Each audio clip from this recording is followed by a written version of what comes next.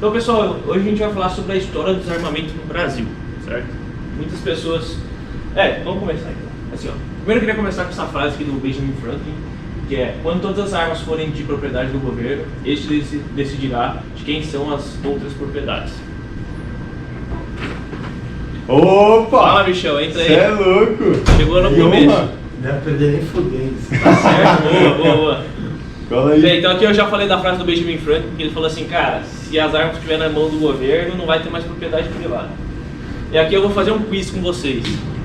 Quando é que foi feita a primeira lei sobre desarmamento no Brasil? Esse aí eu vi o podcast, de 2005. Não. Eu vou ser chato e eu vou dizer que foi em 1747. Tá, você? Sei lá, eu falei bem genérico. 47. 2005 é só o estatuto, né? Mais cedo possível. 88. Bem, quem falou 1747 acertou. Olha o Flávio. Mano. E eu vou falar ainda qual foi a lei. Então, assim, eu vou dividir essa aula com o do Brasil Colônia e vindo mais para a atualidade. Então, aqui, de 1500 a 1822 foi o Brasil Colônia, e a primeira lei foi essa aqui, cara. Tá na coleção Cronologia de Leis Extravagantes, de 1603 até 1761. E no finalzinho do livro tem essa aqui, ó.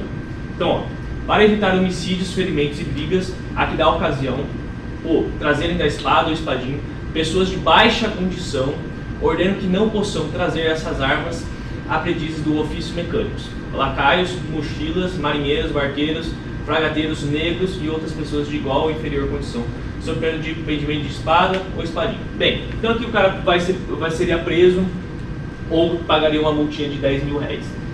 O que a gente tem que pensar nisso aqui, cara?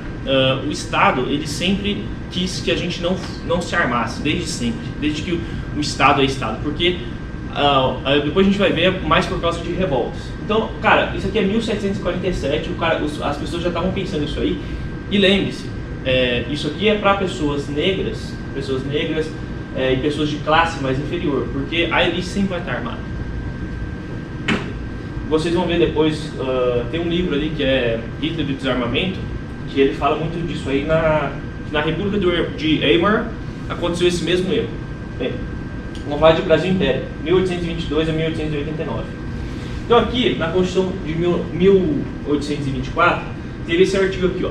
Artigo 145. Todos os brasileiros são obrigados a pegarem armas para sustentar a independência e integridade do Império e defendê-lo dos seus inimigos externos ou internos. Isso aqui foi o mais próximo que a gente chegou de uma segunda emenda americana. Foi o mais próximo. E ainda não é do jeito que a segunda emenda foi escrita. Então, partindo um pouquinho mais depois de 1824, a gente tem numa sessão do Estado de 1828, o parlamentar chegou a sugerir que se afastassem da população as armas de fogo. E o senador Carneiro de Campos, da Bahia, reagiu dizendo que tal medida seria um despropósito. Então os caras estavam conversando, e aí um parlamentar falou que a arma não era bom e tal, e o cara falou assim: a proibição das armas só serve para pô-las nas mãos dos assassinos e dos ladrões, porque eles têm, como se lá diz, o olho vivo e o pé leve. Essa lei somente virá para desarmar os cidadãos pacíficos e armar os maus fechos. Deve-se conceder o uso das armas aos homens que são domiciliados e não são vadios. Por que eu coloquei isso aqui? Porque o pessoal às vezes acha que o desarmamento é uma coisa nova, mas não, cara. Desde 1747 e desde 1828 já tinha essa discussão de desarmar a população, sempre vinda por parte do Estado. Então essa aqui foi uma lei de 18 de agosto de 1831, que fala assim, ó, artigo 140. Ficam extintos todos os corpos de milícias e guardas municipais, de ordenanças, logo que em cada um dos municípios de que forem esses corpos se tenham organizado as guardas nacionais. Então é o seguinte, eu vou dar um background disso aqui. Quando a gente tinha o Império, a gente tinha milícias armadas, exatamente igual nos Estados Unidos, que a segunda emenda americana fala isso, que devem se existir milícias armadas. Vocês aqui, todo mundo acha que aqui tem um conhecimento que milícias não é a mesma coisa de milícia que a gente conhece hoje, né? Milícia é um grupo armado e organizado que está disposto a defender algo em comum. Então, em 1831 foi extinto as milícias no Brasil e foi tudo incorporado no exército. Isso aí foi meu Pedro II que fez. Acho que foi, né? Não, isso foi a regência. Regência? Não, acho que não, mas isso não é 1840? Não, mas a 26 o Dom Pedro I já tinha ido embora, eu acho. Não, 26 Dom Pedro II nasce. Tem como ele fazer isso foi a regência, com 5 anos de idade. Não. Mas de qualquer forma foi império. Bem, Foi bem rápido. Acho que era primeiro ainda. Não critique nosso imperador, por favor. Aqui a gente está falando aqui do golpe de 1889. O que ele falou aqui? O artigo 14 da Constituição de 1891, que foi a Constituição depois dessa aqui, depois do golpe de 89, foi assim, ó: as forças de terra e mar são instituições nacionais permanentes, destinadas à defesa da pátria no exterior e à manutenção das leis do exterior. Por que eu coloquei isso aqui? Ele está falando aqui, ó: as forças da terra e mar são instituições nacionais permanentes, destinadas à defesa da pátria no exterior. Vocês lembram que no interior, tá? Vocês lembram que tinha as milícias? E depois, na Constituição de 1891, agora o dever de proteger a gente de outras pessoas que mantém as leis são do Exército.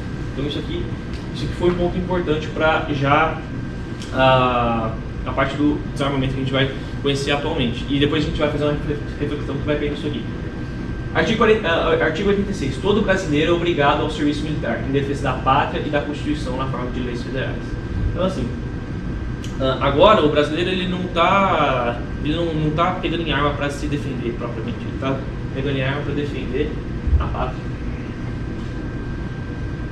Então aqui, outro ponto, igual o ponto de 1828 que a gente falou, que é esse cara aqui, o Arthur Bernardes. Ele é um cara de, se eu não me engano, deixa eu ver, ele vai defender que as pessoas não devem ter armas.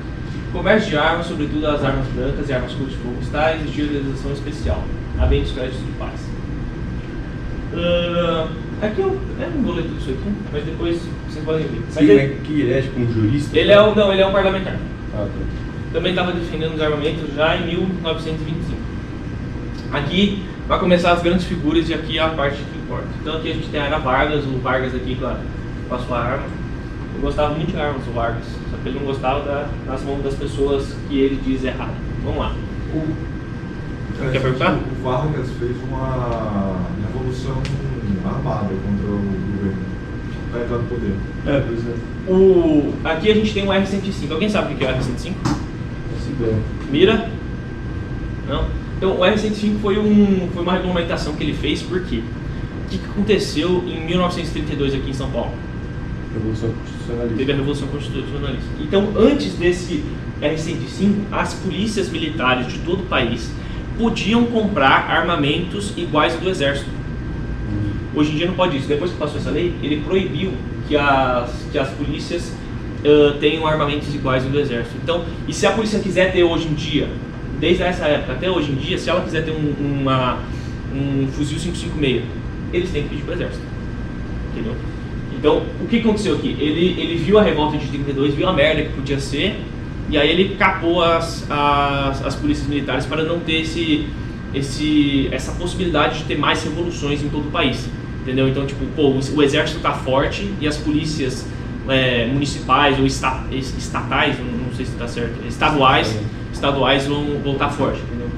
Então, foi por causa da revolta de 32 que ele passou esse R-105. Então, o que ele falava, R-105?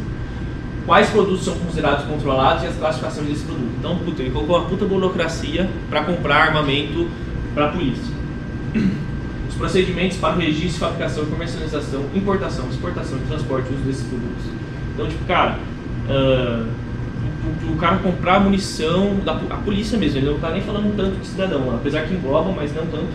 A polícia para comprar munição precisava de autorização do governo, até hoje, do exército. Até hoje em dia, existe isso aí, para a polícia comprar 1.000 munições de 9mm tem que pedir para o exército. As sanções para o descumprimento das regras, das regras estabelecidas. Então ele colocou várias punições para quem descumprisse isso aí. Então vamos falar agora de redemocratização. Então aqui a gente tem o José Sarney, o Fernando Collor e o Itamar Franco. Foi uma calmaria total nesse aspecto, a não ser o Collor. Collor é teu companheiro, não é não? Patriota. Então, o que ele sugeriu? É Alagoas, né? Ele sugeriu lá em Alagoas que revólveres de mais de 6 polegadas não poderiam ser utilizados no estado. Qual que é o argumento dele? Porque os matadores lá do Alagoas usavam o revólver de mais de 6 polegadas e acertavam mais, e por isso ele era mais preciso, então tinha que proibir para o matador não acertar mais. Esse era o pensamento do Collor. Mas ele sugeriu isso aqui quando ele era, acho que, governador, só que depois nunca foi para frente, e quando ele foi parlamentar e presidente, ele também nunca levou a pauta de desarmamento tão a sério. Acho que ele estava preocupado com outras questões mais importantes, como a economia, por exemplo. E é aqui que a gente começa o nosso problema. Muita gente hoje em dia acha que o vilão do desarmamento foi o Lula, mas não foi. Foi esse cara aqui. Qual que foi o problema dele? Ele começou a importação do desarmamento civil. Na época que o FHC estava na presidência, se falava muito de microdesarmamento na ONU. O FHC sempre foi um cara muito inteligente. O cara era um cara antenado e tal, e sempre olhou essas conversas de fora, e o pessoal falando de desarmamento, o cara entrou nessa aí. Então qual que foi o problema desse cara? Ele falou assim, ó, torna-se posse e porte de armas em crime. Antigamente não era. Podia comprar uma arma, andar com ela onde eu quiser, e se eu fosse parado pela polícia, eu não seria preso. Ia ser só uma contravenção penal, eu teria que pagar uma multa. Ele tornou isso aí crime. E o MP chegou a tentar proibir o registro de armas no Brasil durante 6 meses. Ele tentou proibir que armas fossem compradas no Brasil durante 6 meses, com um intuito falso de tentar diminuir a criminalidade, mas não conseguiu. Ele, durante 15 dias durou essa MP, só que aí, na época, o STF foi lá e derrubou. Viva o STF. 1999, entra em discussão o Estatuto do Desarmamento. Então, antes de 1999, a ONU já estava se falando, mas não se falava tanto aqui no Brasil. Óbvio, desde 1820 e poucos já se falava de desarmamento aqui no Brasil, mas era um ou outro assunto paralelo. Mas em 99 que a situação começou a ficar pesada. E aí chegou o Lula. O Lula, ele sancionou, então, entrou em discussão o Estatuto do Desarmamento, foram feitas a lei e a discussão no parlamento, né? Então fizeram as leis e tal, para tentar desarmar a população. E em 2003, dia 22 de dezembro, o Lula sancionou essa lei. E alguém sabe me dizer por que essa data aqui é importante? Mira? Não é a data específica. Período do ano. Natal? Perto do Natal. Por quê? Porque, ó, além de 22 de dezembro ser aniversário do meu pai, essa é uma data importante para os caras passarem as coisas no Congresso, porque ninguém tá ligando. Ah, tá. Já vai entrar em recesso, o pessoal tá querendo saber de final do ano, todo mundo. O Natal vira é uma época assim meio tênue, assim. Então os caras conseguem. Tanto é que até hoje em dia eles usam essa estratégia. Se eles querem passar uma coisa difícil, os caras passam no final do ano, porque todo mundo vai estar preocupado em comprar presente de Natal, não vai ter tanta revolta assim. Referente a 2005, essa é a parte mais importante. Então aqui a gente tem um gráfico dos estados que votaram sobre o comércio. A pergunta era, na urna eletrônica lá, o comércio de armas de fogo e munição deve ser proibido no Brasil? Então a gente, como gosta de arma, tem que votar não. E o não ganhou. Então foram 59 milhões de votos, ou seja, 63% da população votou que não. Nossa, olha o Rio Grande do Sul, a base de total. A gente vai chegar nessa Os parte. extremos do Brasil. Pois é. Eles separaram de Venezuela ali. Olha o Acre ali. O Acre. Então, e o Sim Venezuela. teve 33 milhões de votos. Por aí. E aí os estados aqui, então, mais de 80% do Rio Grande do Sul, Acre e Roraima conseguiram isso aí. E aqui é uma foto do pessoal do movimento Viva Brasil, que é do Benê Barbosa. Hoje em dia já não existe mais esse movimento, não tem mais tanto apoio, tanto financeiro quanto moral, assim, as pessoas não foram mais pra frente disso aí. Então calma aí, isso aí, eu tava ouvindo lá o podcast do Benê Barbosa e eu tinha entendido que isso aí tinha acabado com as armas. Não acabou. Foi tipo uma proibição ferrenha. Inclusive, o referendo aqui de 2005 deu não e o governo desarmou a população do mesmo jeito. Pode falar. Tipo sério? assim, que ano começou, tipo assim, a eles realmente proibirem, tipo, não realmente, mas começou aos poucos proibirem, foi em 99? Não, 99 era só discussão, e os caras importaram da ONU um pouco antes do FHC, em 99 chegou as ONGs, vamos desarmar a população porque é ruim e tal. E aí, antes do estatuto, então estava totalmente liberado? Não era totalmente liberado, tinha algumas restrições, mas não era totalmente liberado não. Então, tipo, Tinha que ter, tipo... tinha que ter o antecedente, licença? tinha que ter antecedente criminal, você tinha que fazer a licença. Só que depois de 2005 teve dois pontos que foi os que pegaram mais. Porque, Tipo assim, eu vi uma reportagem no Espírito Santo da década de 90 que falava que aqui a gente tem 100 mil armas que não estão legalizadas e tal. Eu tava meio confundido. E até nessa época, tava tendo muito assalto em um bairro lá da capital. E a mulher, em vez de comprar uma arma, ela comprou um leão. legal, interessante. Juro. Que isso? Então, E o leão fugiu. Então, tem uma parte engraçada disso aí, porque, cara, registro de arma não serve pra nada, pra ser sincero. Os caras falam, o registro de arma é só mais pro controle do Estado. Os caras falam, vou fazer um registro de arma pra ter solução nos crimes. Balela. Os caras falam que eles têm que, não sei se vocês sabem, quando você, por exemplo, está numa cena de crime, alguém atirou em outra pessoa, os caras vão lá, recuperam a bala e cada cano dentro da arma tem um cano, certo? E tem uma ranhura esse cano para a bala girar. Cada arma tem uma ranhura única. Cada modelo de arma tem uma ranhura de um jeito e os caras conseguem tirar isso aí. Identificar, né? Os caras pegam, por exemplo, eu tô em casa de boa, chega um ladrão na minha casa, tenta me matar e eu mato o cara. Os caras pegam a minha arma, eles seguram a arma minha na delegacia para fazer esse exame, sendo que o meu ponto é o seguinte, os caras pegam a arma para fazer a investigação ou tiram a bala de uma pessoa que morreu já em conflito, tentam solucionar isso aí, mas isso não serve para nada, porque 90 e poucos % dos homicídios aqui do Brasil não são solucionados. Então aqui, o que aconteceu foi o seguinte, o voto o não ganhou e mesmo assim o governo foi lá e desarmou a população. Tanto é que depois de 2005 não houve mais nenhum referendo. O primeiro estava falando. Nenhum referendo federal. Né? Mas o Benny Barbosa falou que, tipo assim, mais de 600 mil armas foram entregues voluntariamente. Exatamente, é o que eu vou chegar aqui, ó. Então, 2006, estamos aqui, essa foto é famosa, né, os caras destruindo as armas. Eu fico com dó, porque você pega umas armas aqui, cara. Pô, devia ter umas armas muito loucas, históricas. né? Imagina o pessoal que voltou da Segunda Guerra Mundial né, do Brasil lá e tendo que devolver isso aqui. Então, aqui, ó, desarmamento voluntário. Foi voluntário? Foi. Eles pagavam, tipo, 100 pra comprar a sua arma e aí você ia lá. Então, tipo, às vezes uma arma dessa aqui valia, tipo, 2.500 e o cara pagava 100, o exército pagava 100 e destruía ela. Pera, 100 é um que é? 100 reais.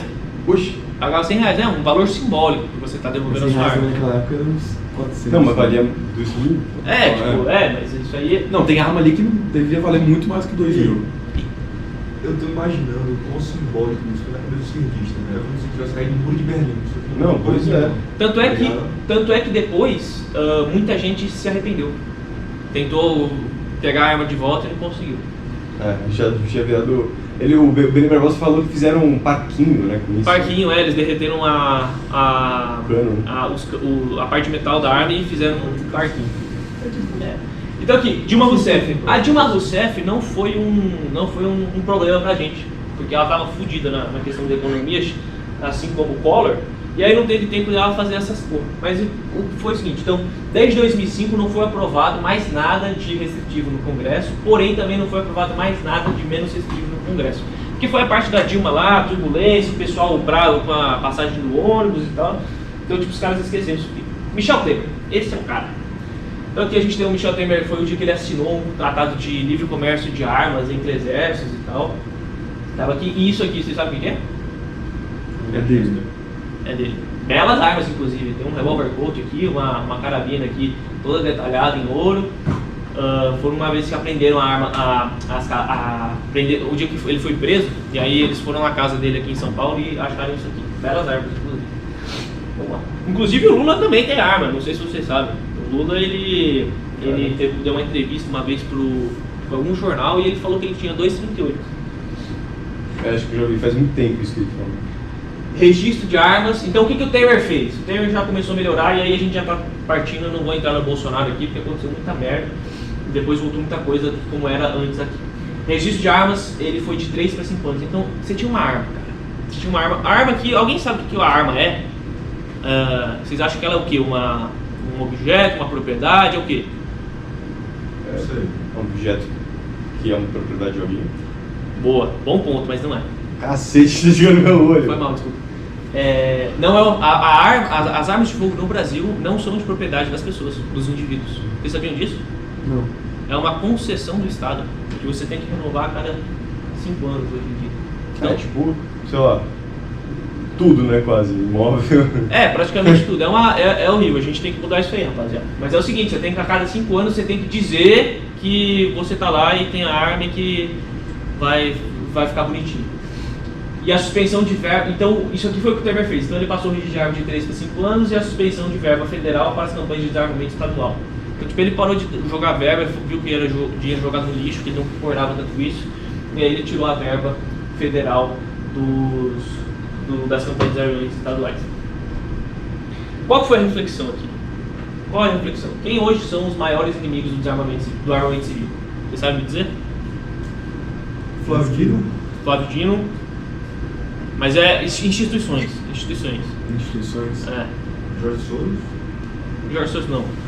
Cara, eu diria Brasília Também, inteira né? ali, né? BlackRock? Brasília inteira. O Brasil é o quê? O Estado. Oi? É o Estado. Estado. Estabelecimento político, né? Ah, sim, total, Sim. Brasília, né? Então, hoje em dia, os maiores inimigos do armamento civil são esses caras aqui. Então, hoje em dia, o exército brasileiro, principalmente o alto escalão, todo mundo do exército brasileiro é todo mundo de esquerda. Todo mundo. Os generais, coronéis. Depende, né? Não, isso é verdade. A maioria. A maioria. Cara, os que são mais ou menos é rabo preso que nunca vai fazer nada contra a fraude educativa. Os de esquerda a gente fica quieto. Os caras que são parceiros são os praças, né? Que são as classes mais baixas do exército. O Supremo Tribunal Federal, não preciso nem falar, nós estamos em 2024, né? E o estabelecimento Melhor nem político. falar também. É melhor nem Pois falar. é.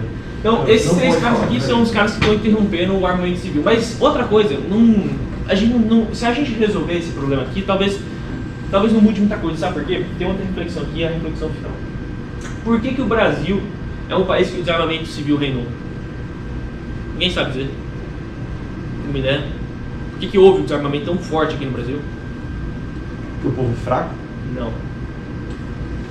Também, mas não. Vocês sabem? Olha isso aqui, ó. Se der. Muito simples. Nós brasileiros não temos a tradição do tiro enraizado na nossa cultura. Nos Estados Unidos eles têm desde 1776, desde antes disso, quando eles foram lutar a guerra contra a Inglaterra. O Brasil não teve guerra, cara. Não teve lá, beleza, teve a guerra da independência, teve uma guerra, mas foi mais o governo que contratou uma milícia, tanto é que um cara... mais afastado, né? Foi tipo lá no... Não Foi uma revolução, né? Não foi um bagulho que o povo pegou em armas para se defender contra um Estado tirânico. Não foi. Foi o Dom Pedro... Foi Dom Pedro II isso ou não? Não, foi Dom Pedro I. É. Eu sou meio zoado, né, na parte do Império. Dom Pedro I foi lá, contratou uns milicianos, né? No caso, de milícia, pegou... Não foi milicianos, um exército privado, né? Eram mercenários ingleses. Mercenários ingleses, e aí conseguiu lutar contra o exército português. Então a gente não tem enraizado nisso aí. E o que difere nisso aí? Por que então, voltando lá, por que o Rio Grande do Sul tem isso aqui? Tem 80%? Revolução Farroupilha. Também. É um E a bom guerra do ponto. Paraguai, tudo, Duque de Caxias, lá os caras. Sim, mas é porque o povo, essas guerras aí foi mais entre estados, mas o povo lá é um povo que sabe atirar, não que sabe atirar, mas tem a cultura enraizada. O clube mais antigo do Brasil, se eu não me engano, é aqui no Rio Grande do Sul. Se não é em Rio Grande do Sul, é em Santa Catarina. Mas essa parte aqui do Sul tem a cultura do tiro muito forte ainda na vida deles. E o que a gente precisava fazer é ter essa cultura de tiro no Brasil inteiro, só que não vai ter, porque por causa do Estado. Mas eu não acho que, tipo, os clubes de tiro aumentaram. Tipo, porque eu antes eu Aumentou. não ouvia nada falar Aumentou, sobre. sim. Agora, tipo assim, pô, sou da minha família. Não, gente, cara, vamos lá, vamos Melhorou. pro clube, acho que tô achando super massa e tal. Melhorou. Não deixa cheio, velho. Mas não é uma melhora imediata. Vai Não é uma demorar tradição, muito. né? Não é uma tradição. A gente precisa de tradição do tiro para não ter mais o desarmamento do Brasil. Tanto é que nos Estados Unidos, você chega com um cara lá, pode ser um democrata radical não, mas você chega com um democrata e fala assim, puta, eu vou tirar a tua arma. O cara fica bravo. Fala assim, Claro. não. Pô, recentemente, né, que falaram que iam tirar o... Putz, qual era o estado mesmo?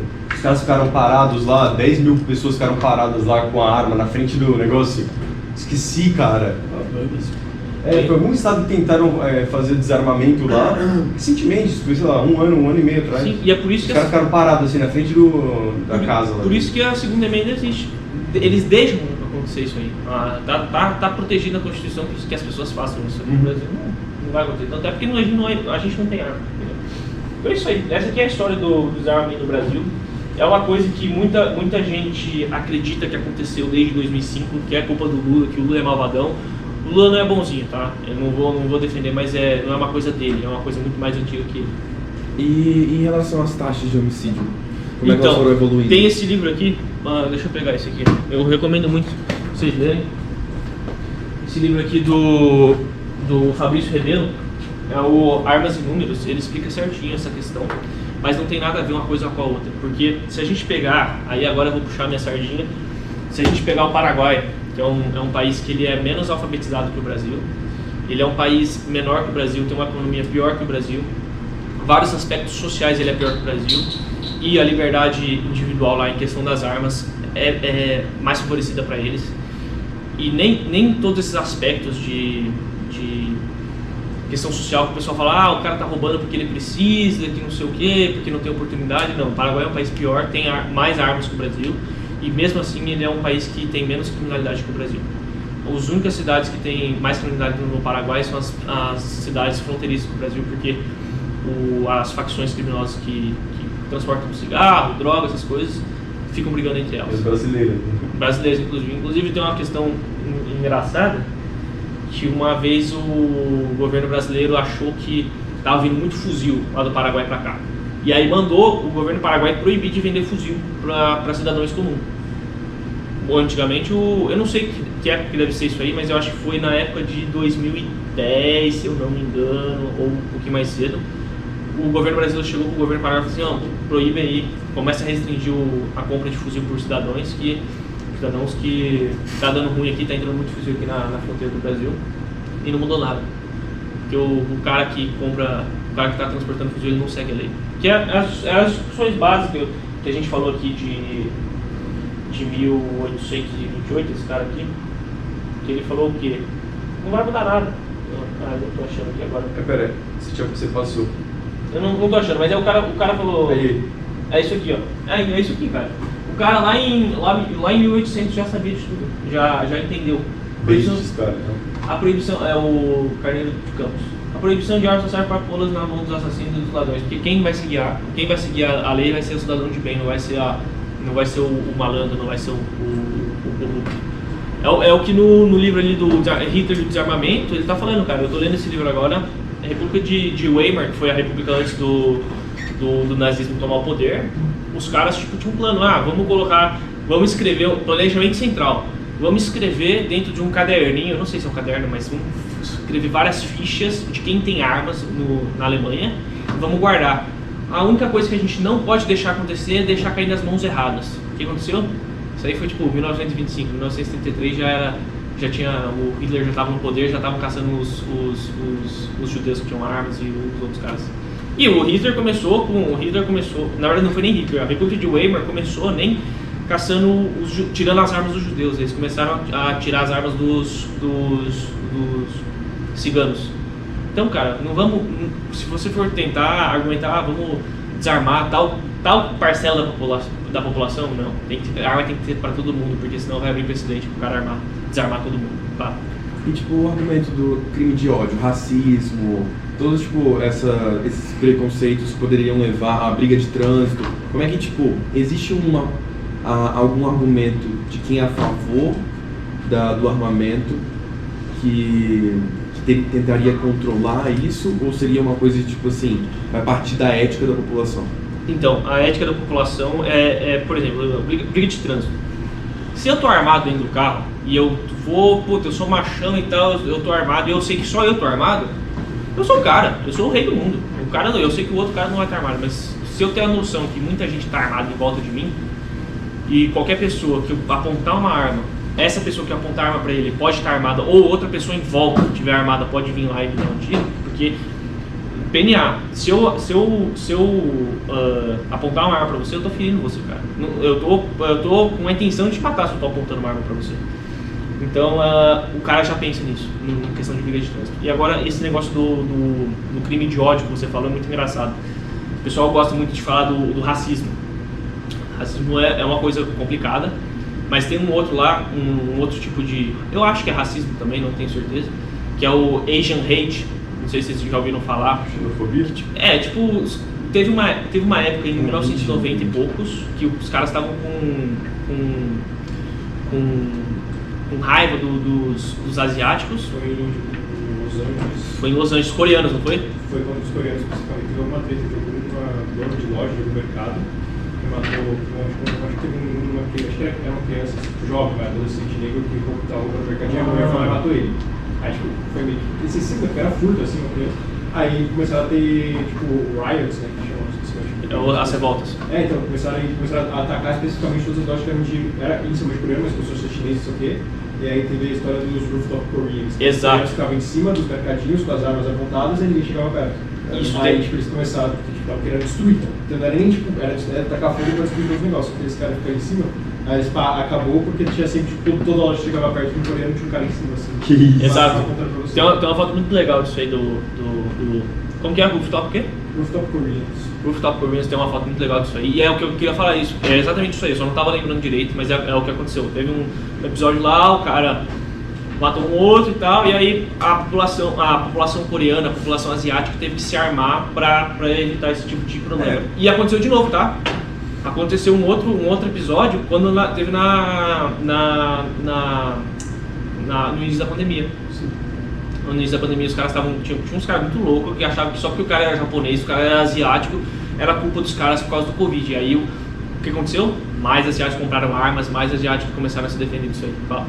Não, o que eu ia falar é aquela página lá que você passou pra gente ler do livro. Ah, tá. O Benê Barbosa faz uma comparação muito legal. Ele pega o estado de Utah e o estado de Alagoas, né? O Utah tem tipo 2,5 milhões de armas para 3 milhões de habitantes e o Alagoas tem são 10 mil armas para 3 milhões de habitantes. Legais, né? Exato. Mas aí, mano, você... porque também parece que a Polícia Federal se nega a passar o número de armas, o número de porte de arma, o número de pessoas com porte de arma. E aí, cara, você pega as taxas de homicídio, lá em Alagoas são 66 homicídios a cada 100 mil habitantes, e em Utah são tipo 11.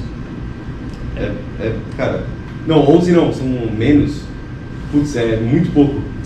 São menos que 11. Geralmente é 2, 3. Lá na página por 33 aí, você pegou do livro? Página 33, exato. El Salvador acho que era tipo 8, 7, se não me engano. Tá, mano, é bizarramente menor, cara. Tipo, até um tempo desse depois o Brasil. Lá em Utah você tem praticamente uma arma por habitante. Depois do... E não tem problema nenhum. Então, o negócio da arma é o seguinte, cara. Ele é um equiparador de forças. Então, cara, pega eu peso... Não é 11, cara, é 1,9. Aí, 1,9, bizarro. Então, Nem dois. a arma, o que Matou um cara e atirou no braço do outro. as armas, por que ela é importante? Por que elas são importantes? É porque ela é um equiparador de força. A gente aqui, imagina o Michel. Michel, quantos quilos você pesa? 94. Qual que é a sua altura? 92. O cara tem 1,92, 94 quilos de altura. O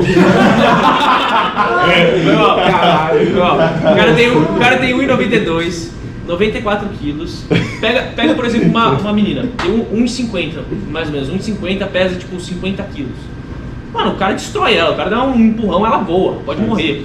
Se o cara tentar empurrar uma menina que tá armada, ou tentar bater numa mina, esquece. Você empurraria? Você bateria nela se ela tivesse armada, se ela tivesse botando arma pra você? Nem fudendo. Então, a arma é um equiparador de força, tá ligado? Não dá. E outra, a arma, ela não escolhe, ela não é tipo o martelo do Thor, que ela escolhe um cara. A arma é pra qualquer pessoa. Então, tipo, tem um episódio, acho que de 1900 e...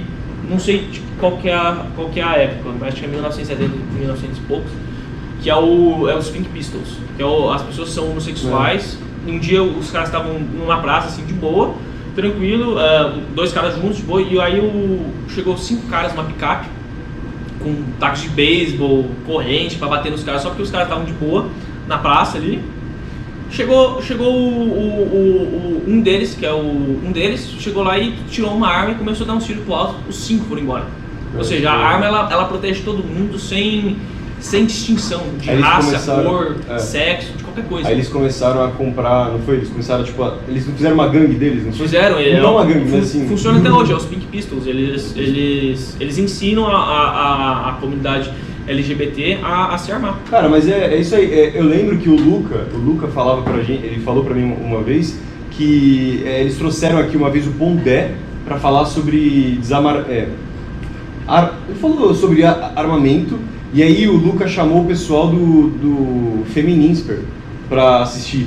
E aí ele disse que o Pondé ele deu todo um argumento lá de que a única forma das mulheres se protegerem era com uma arma. E aí, mano, um monte de feminista lá do Feminisper, tipo, começou a concordar, falou, não, é isso aí mesmo, é isso aí mesmo. E, mano, e a outra metade, assim, começou a discordar, mano, as feministas brigaram lá, uma galera saiu da identidade e tal, deu uma briga, assim. Mas, cara, é verdade. Mas é isso, então. Muito obrigado a todos pela atenção. Se vocês tiverem mais alguma dúvida, podem falar. Acho que você levantou.